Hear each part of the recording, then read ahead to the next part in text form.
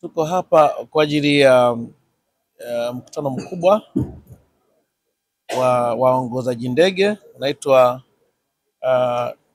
2025 conference, ambapo wataalamu wa air navigation services wanakutana kwa ajili ya kuzungumza na kushare experience na kuweka mikakati ili kusudi eneo hili ambalo ni muhimu katika usafiri wa anga liendelee vizuri. Sasa kama nilivyosema kwenye hotuba yangu ya ufunguzi ni kwamba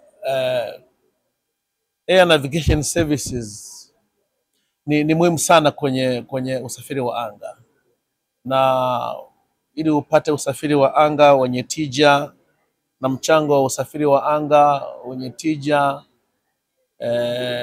basi nyuma yake kuna hawa watoa huduma ambapo nimesema kuna mihimili mitatu.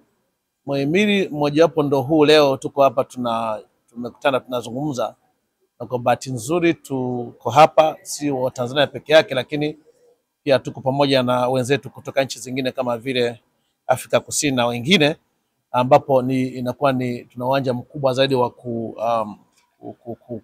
kugawana au kubadilishana uzoefu kwenye eneo hili muhimu katika usafiri wa anga. Mihimili mingine kabla sijawasemea huu zaidi, mihimili mingine ni mashirika ya ndege, alafu pia mwingine ni viwanja vya ndege. Kwa hiyo ukipata mihimili mitatu hiyo chini ya mwamvuli wa mamlaka ya usafiri wa anga ambayo ndiye msimamizi na mdhibiti wa usafiri wa anga, unapata mfumo mzima wa usafiri wa anga. Kwenye upande wa aviation tumeona kwa upande wetu sisi kama waongoza ndege kuna mifumo ya mawasiliano ya sauti ambayo imewekwa.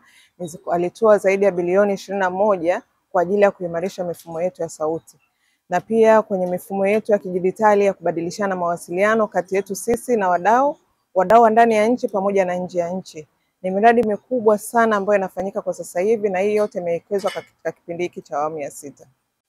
In general, usalama uko juu katika anga ya Tanzania. PA is doing a great job in ensuring that the airspace in general with the different partners like